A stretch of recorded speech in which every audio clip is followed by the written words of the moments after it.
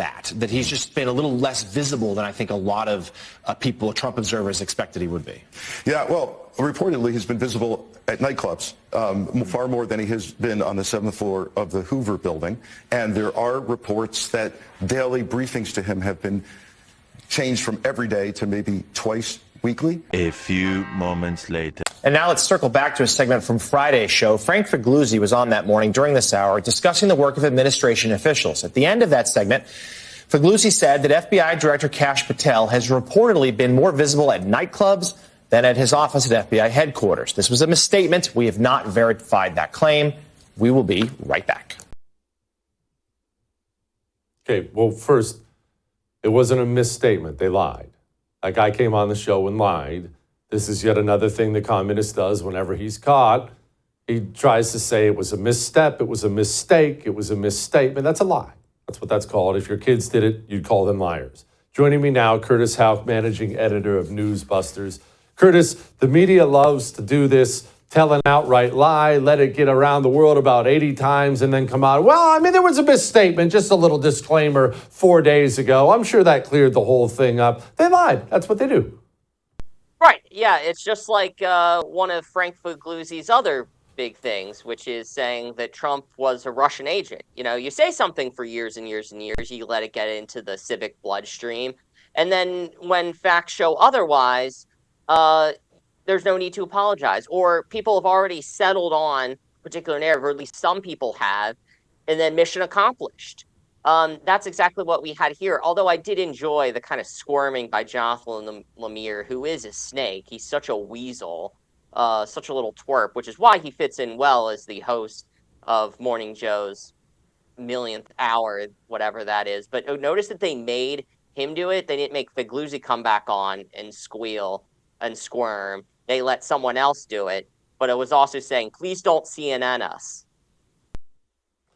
Curtis, is that what these media organizations are doing now when they have to add these disclaimers? We see The View has to do this about every 5 minutes. They'll tell some outright lie about somebody, and then they'll have to give a legal disclaimer on it now. That is just because we started suing, right? Oh, yeah, that's exactly what this is, Jesse. And I'm glad that we're moving any direction back towards some accountability, but it's not about trust. And it's not that they actually feel sorry. They're just doing it because they don't want to get sued. Well, let's think about this. If you don't want to get sued, then maybe you shouldn't just make crap up on the spot. But that's who we're dealing with. Frank Figliuzzi is a guy who has repeatedly referred to parents at school board organizations, school board meetings as terrorists. He has said that they are a national security threat. This is the deep state gunk that we are dealing with as a country. He doesn't care about the average citizen. And to think for years, people like Frank Figliuzzi were serving as FBI agents, as U.S. attorneys that were arresting and putting people behind bars with these kinds of deep disgust and hatred for certain groups of Americans. You just wonder about what these agencies have been up to for all of these previous decades. But it's about time that just because Donald Trump came in, now these media organizations are running scared, and because of the work of Zachary Young suing CNN for having ruined his life as a paramilitary contractor, we're starting to see some sort of a little bit inching back towards some semblance of normalcy, but it cannot stop. You can't be satisfied. So whenever the 60 Minutes thing comes down for the Kamala Harris interview, another donation to the Trump Library, you can't just say that you're satisfied. People need to keep the boot on the throat. Curtis, another person they keep lying about that can't help themselves is Pete Hegseth. This is very obviously something they're not going to let go because it's not a 24-hour news cycle. They're on this and they won't let off it. What do you make of their problem with Pete Hegseth?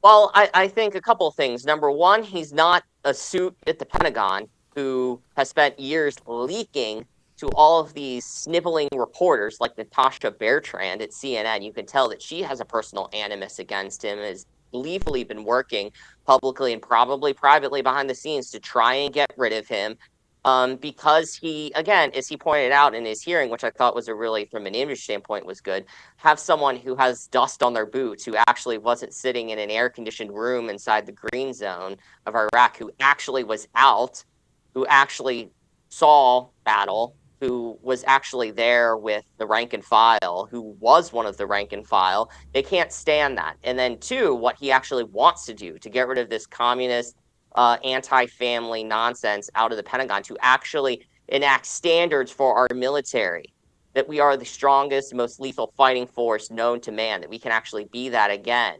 And so all of those things put together, just the hate from the press because he worked at Fox, and what he wants to do inside the Pentagon, plus just hating him because he's a Trump nominee, all of those things put together show that he probably is enemy number one, which we saw in our study with the network evening newscast, ABC, CBS, NBC, he was 100% negative, whereas the president was back at 92%.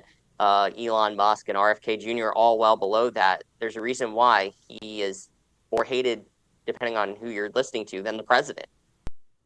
Yeah. Curtis, tell me about defunding NPR and PBS. What happened here? Yeah, on Friday or late Thursday night, it was one of those things after 11 p.m. Eastern, the president signed out an executive order to basically defund PBS and NPR, and also direct other government agencies to cease funding these cease giving out grants like DHS, National Endowment for the Humanities, HUD, to give money to PBS and NPR. The Corporation for Public Broadcasting is this board that oversees them, and those seats are appointed by the president. They've since come out and said, we're an independent agency. Well, you're appointed by the president. You serve at the pleasure of the president, so screw off. But this is something that a Republican president should have done. You talk about this all the time, Jesse. Doing what you actually campaign on doing. And Republicans, this is one of many issues where they haven't shown a spine for decades, where they just said that they want to defund PBS and NPR, and then they don't actually do it because they get scared of, oh, you want to kill Big Bird or whatever crazy reason. Kids won't be able to read now or something like that. Well, the president actually had the stones to do something about it. Congress needs to now do something about it. Unfortunately, this is going to end up in the courts where, these far left judges, they're the ones that are carrying around the PBS and NPR tote bags when they do those funding pledges. These are the kind of people that call in. So it's going to be a fight all the way to the Supreme Court, I think, on this particular issue. Every daggone thing. All right, which brings me to Jen Psaki, because Jen Psaki, she was talking about covering up Biden's decline and saying it's a cover-up is dangerous. Here she was. I left in May of 2022, just for the facts here.